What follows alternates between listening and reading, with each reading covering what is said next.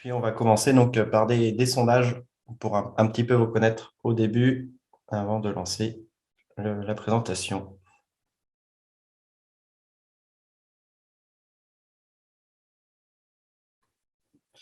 Donc vous retrouvez deux questions, donc où habitez-vous? Et puis en dessous avec comment avez-vous entendu parler de ce webinaire?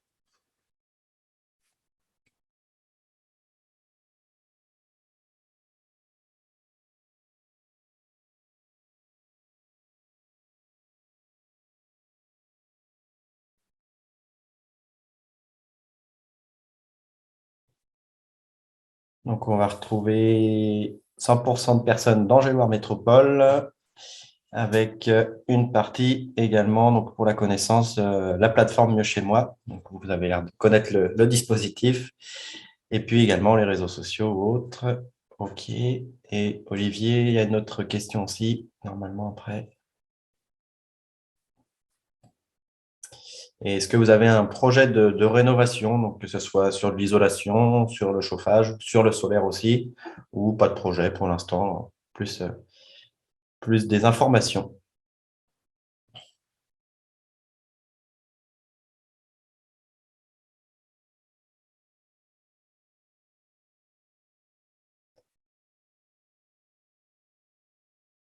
OK, donc là, on a 60% de pas de projet pour le moment, et puis quelques questions sur l'isolation et sur le solaire.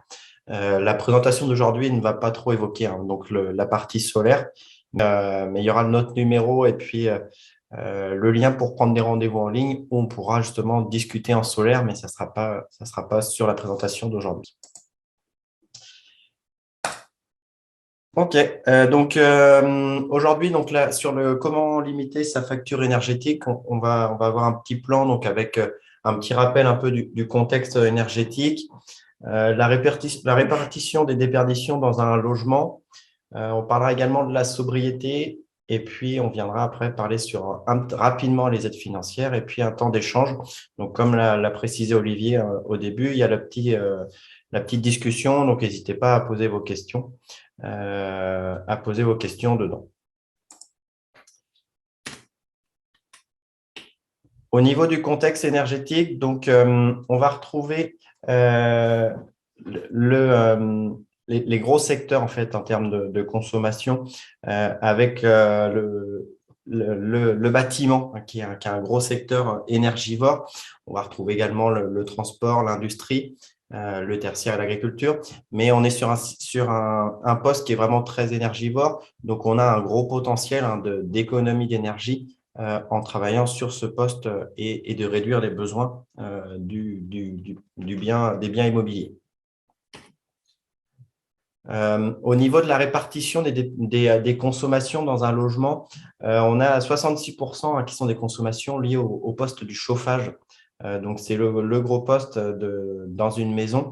En travaillant sur l'isolation, on va essayer justement de réduire cette part pour moins consommer d'énergie, quel que soit le type d'énergie qui alimente votre maison. On va retrouver également maintenant quand même l'électroménager, le multimédia. Donc, on a multiplié nos appareils électroménagers chez nous et ça devient quand même le deuxième gros poste en termes de consommation d'énergie. Et puis, on a également l'eau chaude sanitaire et la cuisson. Dans la partie électroménager, on va retrouver inclus l'éclairage qui va être intégré dedans également.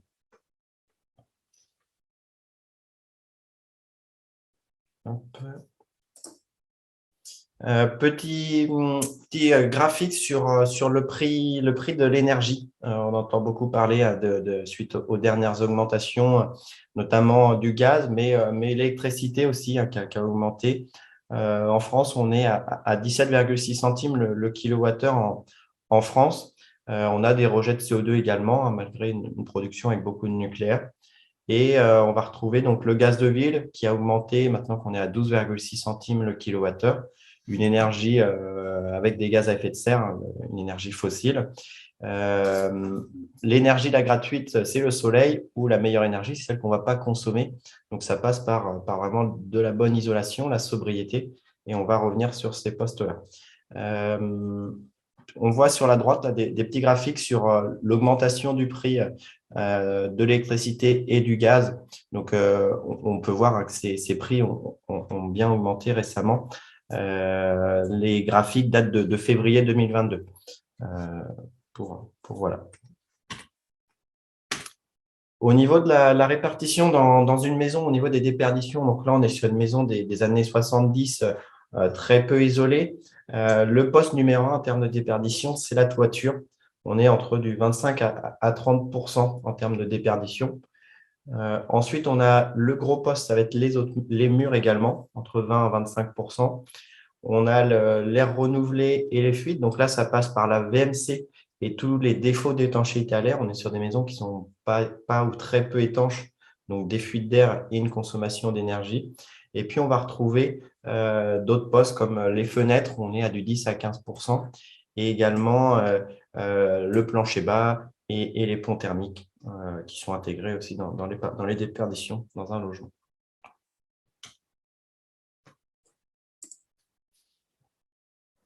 La sobriété, donc là, c'est la démarche Négawatt qu'on vient vous présenter un petit peu. Donc, c'est des scientifiques sur une démarche d'économie d'énergie et de la sobriété. Les trois grands axes, hein, ça va être la sobriété, l'efficacité et le renouvelable. Dans les scénarios Négawatt qui peuvent être proposés hein, sur la transition écologique, le poste numéro 1, c'est vraiment la sobriété, c'est réduire les besoins. Donc là, on va parler uniquement du bâti, mais on va retrouver également sur la mobilité, sur les autres postes également. Mais c'est vraiment réduire les besoins. Ensuite, d'avoir des systèmes efficaces, donc des systèmes performants et l'énergie renouvelable. Ces trois postes sont liés, mais il faut vraiment pas, par exemple, si on met juste un système de chauffage très performant dans une maison mal isolée, on va forcément beaucoup consommer d'énergie et ce n'est pas le plus cohérent. Donc, c'est vraiment, là, on vient parler de sobriété, puis de l'efficacité et le renouvelable. Donc, la démarche Négawatt, c'est vraiment surtout, hein, c'est vraiment sur l'isolation. C'est une température de consigne de la température ambiante du logement plus basse, de faire des réduits la nuit. C'est bien éteindre des lumières, c'est faire des transports doux. Donc, c'est vraiment toute une démarche, c'est un peu un mode de vie. Mais si on vient vraiment regarder sur tout ce qu'on fait au quotidien pour notamment la partie sobriété, efficacité et la partie énergie renouvelable. Dans le bâti, la démarche du coup Négawatt, on va retrouver, c'est toujours un tout, c'est la conception du bâtiment avec de favoriser au maximum les apports solaires pour se chauffer gratuitement. Ça passe après par une très bonne isolation qui permet ensuite de bien traiter les ponts thermiques, donc les interfaces entre les différents postes, hein, entre par exemple le plancher et les murs. Ensuite, il y a de travailler bien sur les menuiseries. Tous ces postes-là, c'est pour réduire les fuites d'air. Donc, on vient installer aussi des membranes d'étanchéité à l'air. Et ensuite, c'est un bon système de ventilation et les systèmes de chauffage et eau chaude très performants, par exemple avec un chauffe-eau solaire. Donc, c'est vraiment toute une démarche qu'on peut retrouver également sur le bâti. N'hésitez pas, hein, si vous avez des questions, il y a toujours la petite partie discussion. Au niveau, donc là, l'isolation. On a vu que le poste numéro 1 en termes de déperdition, c'était la toiture. C'est donc le poste à bien être vigilant hein, dans son logement. La chaleur a tendance à monter, donc on va retrouver nos sources de déperdition par ce poste-là, entre 25 et 30% quand ils ne sont pas du tout isolés. On va retrouver plusieurs types d'isolation. Quand c'est des combles aménageables ou des combles perdus, on va être sur plutôt les isolations, qu'on va retrouver les deux petits schémas en partie haute, soit une isolation par insufflation, où là, du coup, on peut installer une membrane de pare-vapeur qui traite l'étanchéité à l'air sur le sol. Et ensuite, on vient souffler un isolant. Ça peut être de l'isolant minéral, type laine de verre, laine de roche. Ça peut être de l'isolant biosourcé, la ouate de cellulose, la laine de bois. Il y a plusieurs possibilités et des variantes. Quand on est sur des combles aménageables, on va plutôt être des fois sur des panneaux, comme on va retrouver sur le petit schéma à droite, où c'est deux panneaux en couche croisée, de manière à bien casser le pont thermique entre les panneaux et d'avoir une très bonne isolation. Pourquoi on privilégie ce type d'isolation sur des combles aménageables? C'est que le jour où on décide d'aménager nos combles, c'est plus facile à enlever. Si elles sont encore en bon état, on peut les réutiliser pour isoler les rempoints avec, contrairement à l'isolation soufflée où c'est pas forcément réutilisable et plus contraignant à enlever. Donc, sur des combles aménageables, on va être plutôt sur le petit schéma en partie basse où on vient isoler sous les rampants. Donc, on va suivre la toiture avec l'installation au départ d'un pare-pluie entre la toiture et la future isolation. Donc, donc, on a le pare-pluie. Ensuite, on a les couches d'isolant. Ça arrive qu'on est sur deux couches un peu également croisées. Et toujours la membrane d'étanchéité, la membrane par vapeur pour traiter l'étanchéité à l'air du logement. Et puis après, on a le revêtement intérieur, donc ça peut être un lambris, du placo, tous ces types-là. Sur le choix de l'isolant, il va falloir être vigilant, surtout sur l'isolant des combles aménagés, vraiment partir plutôt sur un isolant dense qui va mieux se garder dans le temps et qui va également participer au bon confort d'été. On a des étés de plus en plus chauds et avec un isolant plus dense, ça va ralentir les apports solaires qui vont entrer dans le logement et on va améliorer le confort. Donc, l'isolation, ça permet surtout d'améliorer le confort en hiver, mais à ne pas négliger le confort d'été. Et c'est des travaux qu'on vient faire qu'une fois. On ne va pas retravailler dessus dans 5 ans, une fois qu'on a déjà tout plaqué. Donc, il faut vraiment être bien vigilant et performant sur ce type d'isolation. Le deuxième gros poste qu'on avait vu, c'était l'isolation, c'était les murs les plus déperditifs, donc entre du 20 à 25%. Suivant, ça dépend toujours, suivant de l'année de construction du logement. Sur la petite photo, on peut voir les ponts thermiques. Donc là, c'est avec une caméra thermique, on voit bien du coup les dalles, le pont thermique de la dalle de chaque niveau des planchers intermédiaires. Et on va pouvoir du coup essayer de traiter ces ponts thermiques avec une isolation par l'extérieur. L'isolation par l'extérieur, il y a deux possibilités en termes de finition. On va retrouver avec un bardage de finition.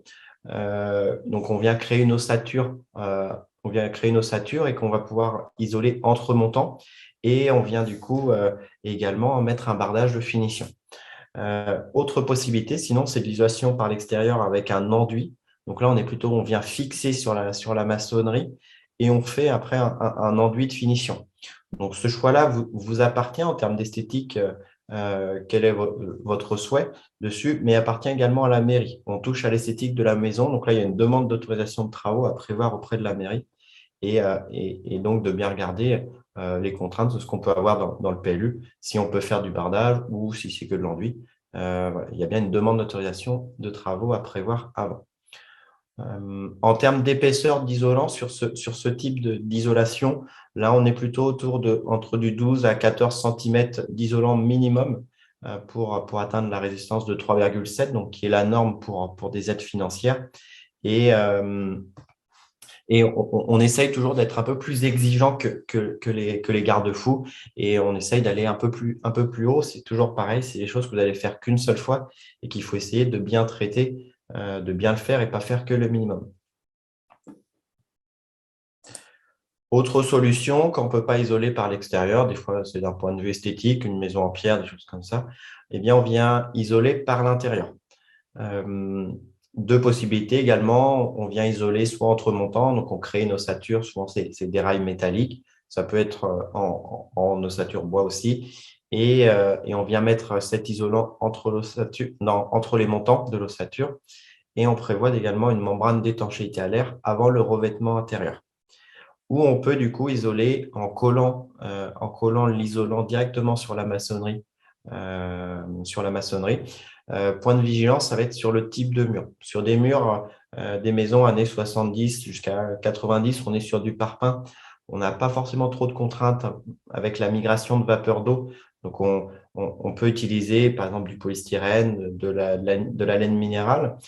Sur des murs en pierre, des maisons plus anciennes, on ne va pas pouvoir utiliser ce type d'isolant, surtout pas du polystyrène, parce que c'est des murs respirants, donc des murs où il y a la migration de vapeur d'eau dedans. Et là, il faut vraiment partir sur des isolants qui soient ouverts à la vapeur d'eau pour ne pas avoir de problème de migration d'humidité dans les murs et un isolant qui pourrit. Donc là, c'est vraiment des points de vigilance qu'on peut évoquer, nous, pendant les rendez-vous qu'on propose. Le troisième poste, c'était les menuiseries. On était sur du 10-15% en termes de déperdition sur le petit schéma. On avait le simple vitrage dans un premier temps. Donc là, sur le petit schéma, en fait, c'est la température en fait de paroi et la température de ressenti. Là, on part d'une température extérieure de 0 degré et une température ambiante de 20 degrés à l'intérieur du logement. Avec un simple vitrage, la menuiserie sera à 5 degrés. Donc, la température, la menuiserie dégagerait du froid, donc vraiment de l'inconfort pour l'occupant. Avec les anciens double vitrages, les premiers double vitrages qui étaient sur du 4, 6, 4 en termes d'épaisseur, là, on est sur une température de 13 degrés, donc toujours un peu d'inconfort avec cette température de fenêtre qui va dégager du froid. Sur le double vitrage maintenant récent avec une lame d'argon en fait entre les deux vitrages, là on est plutôt sur du 17 degrés. Et puis le triple vitrage où là on casse cette sensation de paroi froide, elles sont beaucoup plus isolantes. Par contre, d'un point de vue économique, ça coûte plus cher. D'un point de vue structure, il faut vérifier que la maçonnerie peut supporter, parce qu'on est sur des menuiseries beaucoup plus lourdes.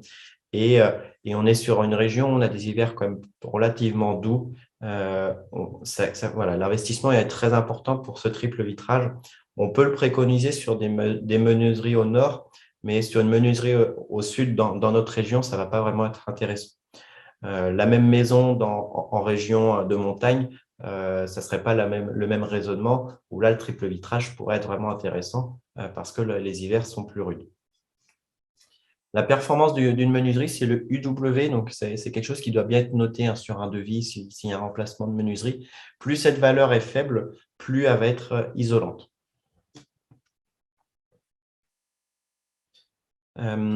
Tous ces postes-là d'isolation, il va être très important de parler de ventilation, c'est vraiment lié et ce n'est pas un poste à négliger.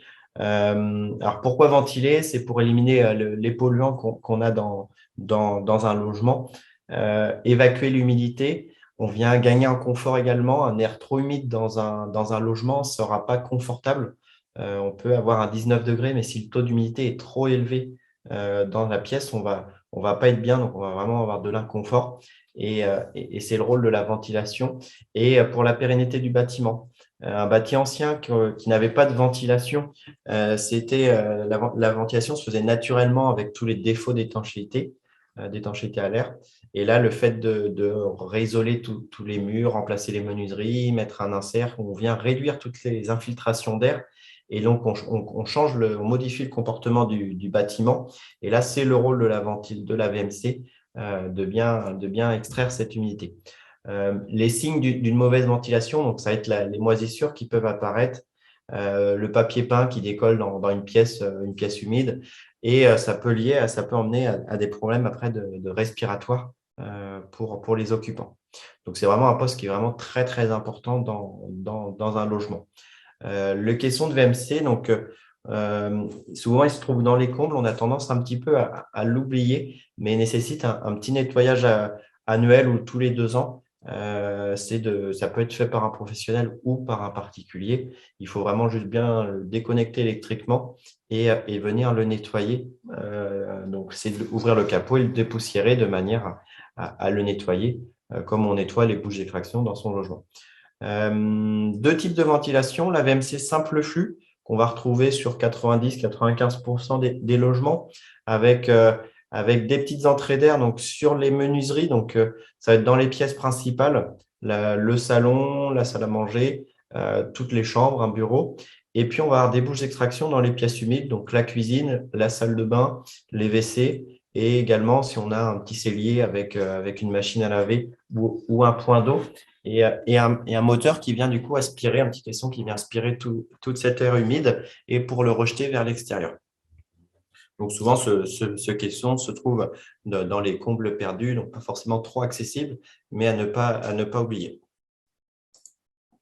La VMC double flux, qu'on entend un petit peu parler, sa différence, c'est qu'on ne fait pas rentrer de l'air par les fenêtres, c'est on va avoir un réseau de soufflage. Donc, c'est les petites gaines en bleu. Donc, on va souffler dans les pièces principales. On va toujours extraire dans les pièces humides.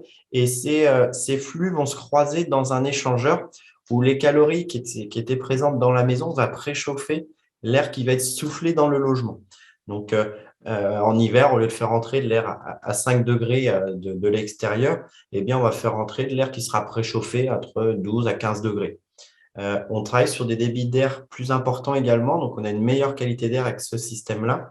Par contre, on a des filtres dedans, donc ça nécessite un peu d'entretien.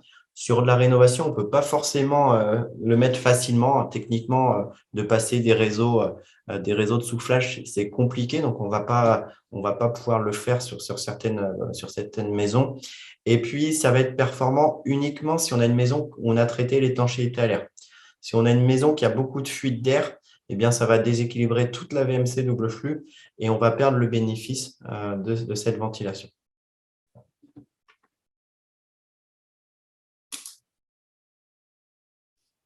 Au niveau du chauffage, on va retrouver… Alors, Mathias, ouais, avant de passer sur le chauffage, j'ai une première question sur la VMC à laquelle on peut peut-être répondre ouais. dans la continuité de ton intervention.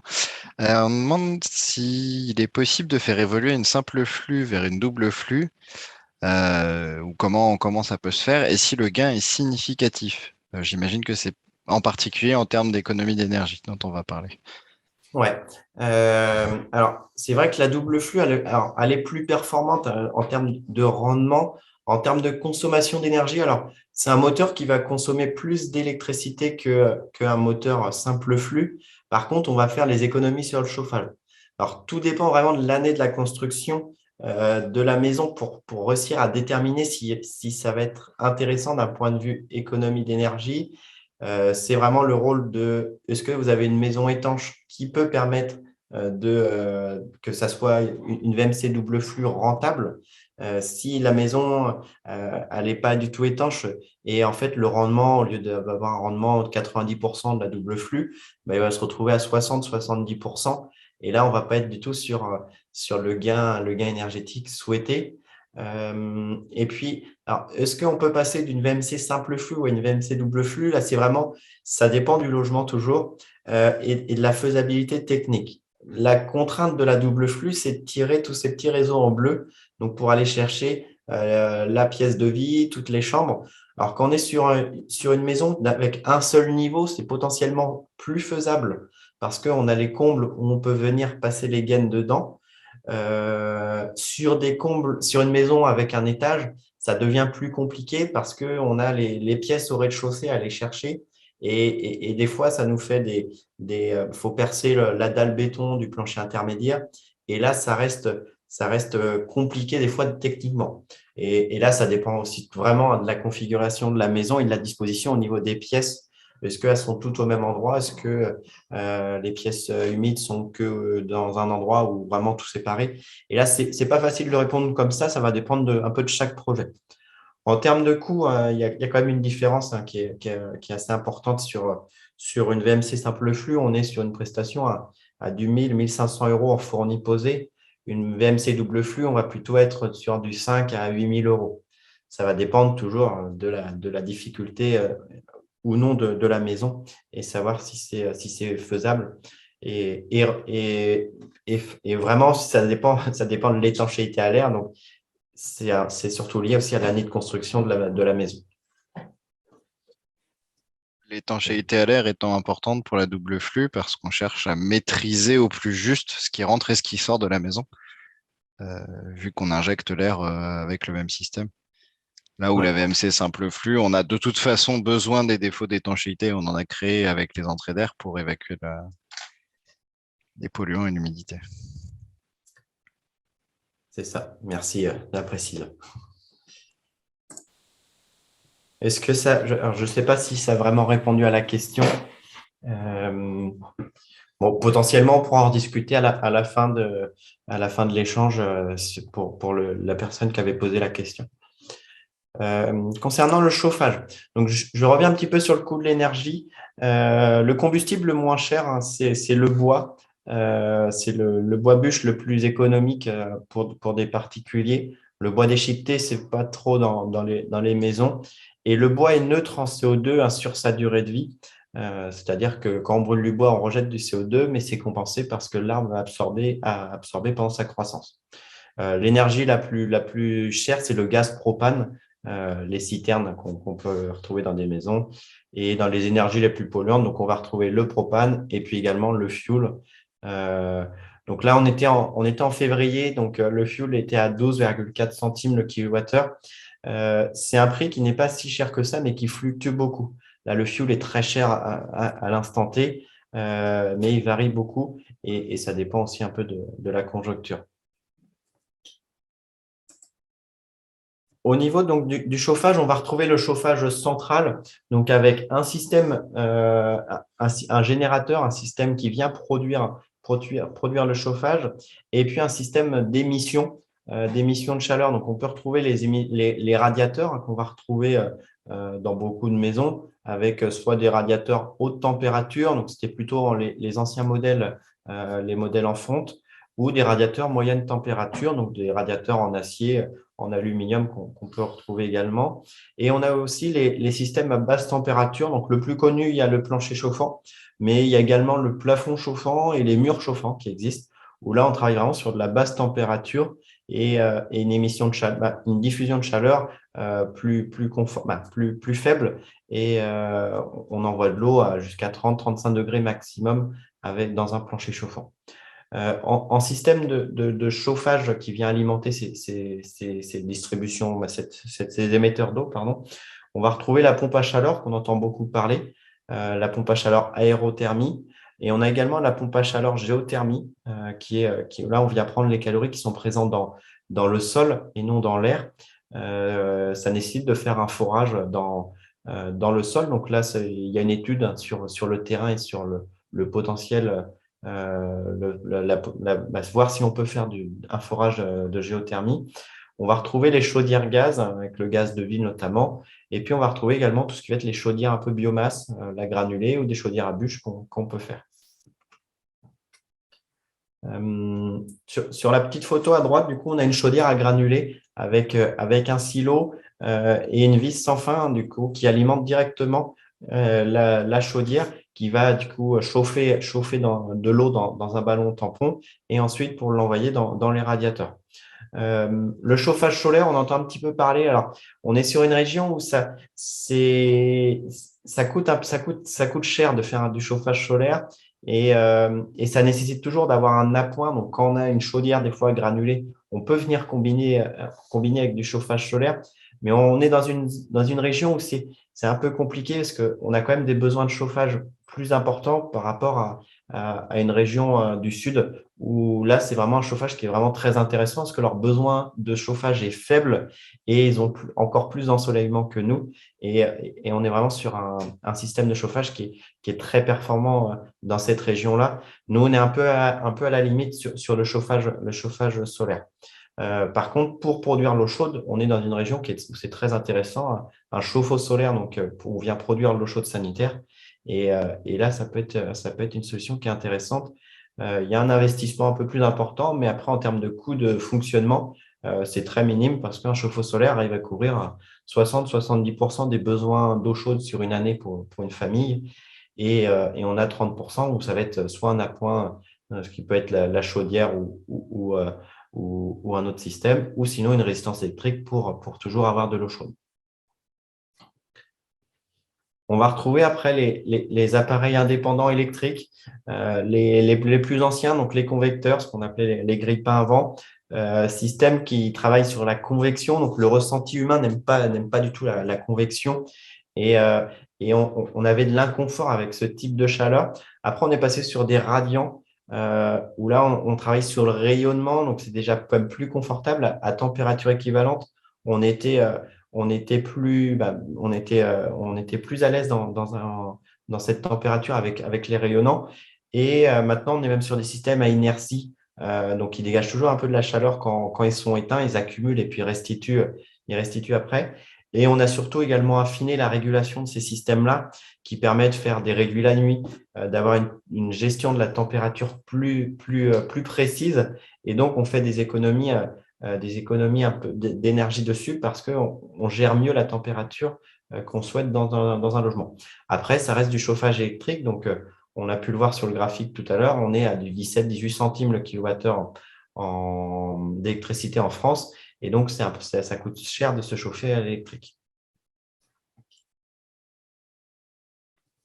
On va retrouver du coup également les appareils indépendants à bois, donc le poêle à granulés et le poêle ou un serre à bûche. Poêle à granulés, alors son avantage, c'est qu'il y a une gestion automatique. On vient remplir un petit réservoir. Si on passe une douche déjà de plus de 10 minutes, ben, on augmente forcément le débit d'eau. Donc, c'est ces petits éco-gestes qui permettent de diminuer la consommation. Et puis, donc, le deuxième gros poste, c'est les toilettes, les WC. En termes de petites astuces qu'on peut faire, alors quand on a les deux commandes, petit débit et grand débit, donc ça permet déjà d'éviter de vider tout un réservoir. Et sur les modèles plus anciens, on a un seul bouton pour les toilettes, eh bien, on peut ajouter une bouteille d'eau pleine dans le réservoir, où on parlait des fois de briques, de manière à diminuer le volume d'eau. Et lorsqu'on tire une chasse d'eau, du coup, on évite de vider toute la cuvette, on vide moins d'eau, vu que c'est un flotteur qui est là-dedans. Donc ça, c'est des petits éco-gestes qui permettent de faire des économies sur la facture d'eau. On conseille également de surveiller régulièrement un peu le compteur d'eau. Ça peut être des fois de regarder le compteur au moment où vous partez le matin et puis vous revenez le soir, où vous savez qu'il n'y a pas eu de consommation d'eau, et de regarder que le compteur n'a pas bougé pour s'assurer qu'il n'y ait pas de fuite. Souvent, quand il y a une fuite d'eau entre le compteur et la maison, on s'en rend compte un peu trop tard au moment où on reçoit la facture. Donc, de contrôler régulièrement le compteur permet un peu de s'assurer et d'éviter de mauvaises surprises. Autre point pour faire des économies d'énergie, donc c'est vraiment de suivre sa consommation d'énergie et d'analyser aussi les factures. Donc, on va retrouver, notamment, il y a les applications des fournisseurs d'énergie maintenant qui ont pas mal travaillé sur ce sujet-là, qui permettent de mieux suivre un peu votre consommation. Ça permet vraiment de visualiser. On sait qu'on a fait fonctionner plusieurs appareils dans une journée. On peut regarder, suivre un peu plus quotidiennement sa consommation et s'éviter un peu de mauvaises surprises dessus. Et avec le Linky, donc on a vraiment la consommation en instantané. Donc, ça permet de faire cette analyse, et les applications permettent un peu de traiter, de pouvoir suivre un peu sa consommation un peu plus facilement. Ensuite, on va retrouver il y a le médiateur de l'énergie. Donc, vous retrouvez le petit lien juste en dessous, qui est un comparateur d'offres au niveau des fournisseurs d'énergie, que ce soit l'électricité ou le gaz. Et vous pouvez du coup comparer. Donc, c'est un service, c'est neutre. Là, c'est pas un fournisseur qui a qu'à payer ce comparateur. Et donc, vous pouvez comparer entre différents fournisseurs leurs offres. Regardez bien si c'est un tarif réglementé ou non. Et puis, on peut également vérifier la rentabilité d'un abonnement, savoir si on est en heure pleine ou si on a toujours un abonnement heure pleine, heure creuse, si ce n'est pas intéressant de repasser sur un tarif de base. L'abonnement des heures pleines, heure creuse est plus cher, et le coût de l'heure pleine est plus cher que le kilowattheure en tarif de base. Donc, pour rentabiliser ce type d'abonnement, c'était généralement aux alentours des 35% de consommation minimum d'heures creuses pour que ça soit rentable de rester sur ce type d'abonnement. Vous pourrez faire une petite simulation sur le médiateur de l'énergie qui va permettre de confirmer si c'est toujours intéressant ou non de rester sur ce type d'abonnement. Petite partie sur les aides financières, donc je ne vais pas rentrer trop dans le détail, mais il existe des aides financières pour tous les propriétaires, que ce soit propriétaire occupant, propriétaire bailleur. C'est sous condition de ressources une bonne partie, ça va dépendre du revenu fiscal et du nombre de personnes au foyer. On va retrouver MaPrimeRénov' ou MaPrimeRénov' Sérénité, les certificats d'économie d'énergie. On va retrouver ces aides-là. Il y a les aides locales, notamment dans Géolor Métropole aussi. On va retrouver, il y a l'éco-PTZ et la TVA à 5,5 pour les travaux de rénovation énergétique. Et puis, voilà, c'est un peu tout. Il y a différentes aides financières qu'on va pouvoir retrouver. Il faut bien que les entreprises soient agréées RGE pour pouvoir bénéficier d'aides financières et il faudra bien faire toutes les demandes d'aide financière avant de signer les devis. Donc, l'étape d'avoir des devis, c'est bien pour pouvoir comparer, hein. On essaie de rencontrer 2, 3 entreprises pour avoir des devis comparatifs, mais surtout ne pas se précipiter parce que là, toutes les demandes d'aide sont à faire avant de signer les devis. Vous pourrez nous contacter si vous avez des questions sur les aides financières.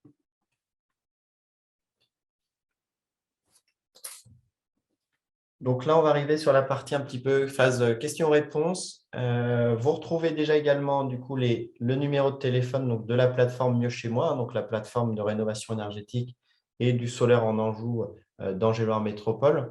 Et donc, on est situé au niveau de la place Frépel à Angers, donc au niveau de la cathédrale d'Angers. On a des permanences, donc c'est des rendez-vous d'1 heure et c'est sur rendez-vous. Donc, vous pouvez soit nous contacter au numéro pour prendre un rendez-vous, ou vous pouvez directement via notre site internet, vous retrouvez le lien dessus, vous pouvez prendre rendez-vous en ligne.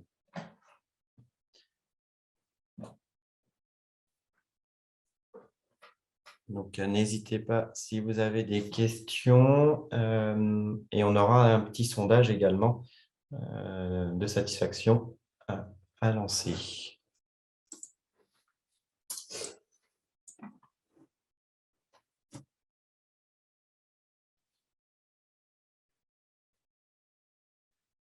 Au vu du nombre, si vous avez des questions, n'hésitez pas à ouvrir vos micros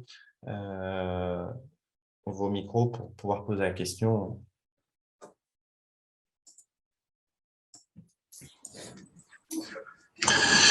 Bonjour.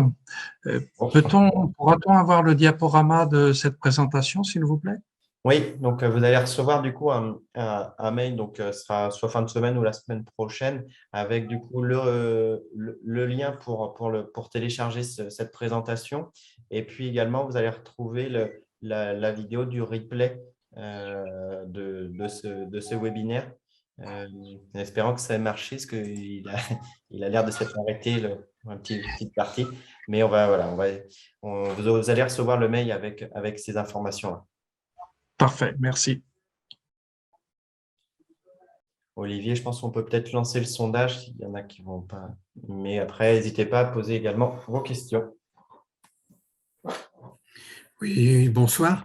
Bonsoir. Est-ce que vous ferez un numéro spécial pour tout ce qui est panneaux solaires, j'entends panneaux photovoltaïques? Alors, sur ce numéro-là, du coup, vous pouvez bien nous contacter. En fait, c'est le même standard et nos collègues au téléphone pourront vous orienter. Du coup, ça sera bien précisé que nous, c'est des questions sur du solaire. Ou si c'est de la rénovation, ça sera bien précisé de notre côté, mais c'est le même numéro. Vous pourrez bien contacter ce numéro-là. Et vous retrouverez aussi avec le support du webinaire et l'enregistrement les prochaines dates de webinaires ou d'animation. Et certains sont consacrés au solaire, photovoltaïque ou thermique. Donc n'hésitez pas à y participer.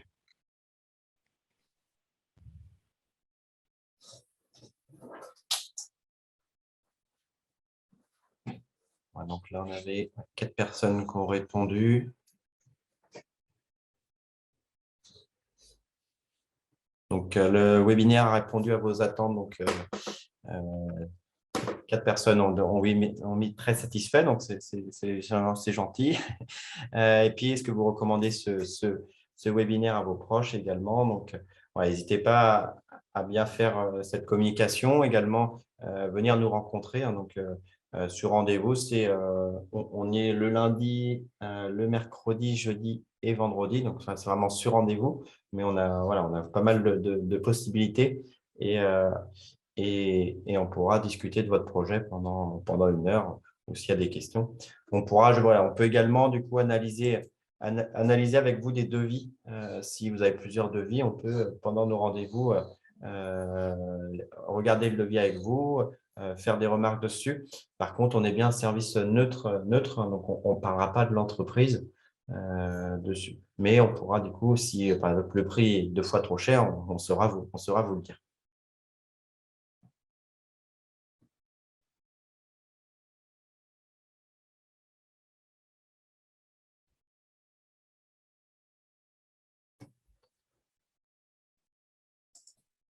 Mathias, ouais, Ouais. je peux prendre la parole. Oui, du coup, Simon. Simon Grelot, je travaille justement à Angelo Métropole à la plateforme Mieux chez moi. Je voulais préciser également que du coup, c'est vrai que si donc il y a les rendez-vous techniques des conseillers France Rénov qui sont comme il l'a indiqué sur 4 jours dans la semaine. Et il y a également un accueil en fait de 10h à 13h du lundi au jeudi qui est sans rendez-vous. Donc, si vous avez juste voilà, une petite question sur une aide financière ou voilà, pour avoir la réponse et que vous êtes disponible voilà, sur la semaine entre 10h et 13h, vous pouvez passer en fait au local directement. Et à l'accueil, du coup, on a un bureau d'études donc systémétrique qui est chargé par Jean la Métropole justement de répondre à ces questions ponctuelles. Et si forcément, si ça va plus loin et que vous avez besoin de vraiment plus d'informations, là, du coup, on vous conseillera justement de prendre rendez-vous avec Alizé et les conseillers France Rénov. Mais il ne faut pas hésiter, voilà, c'est que la porte est ouverte également sur ces moments-là. Voilà, c'était une petite précision. Merci Simon.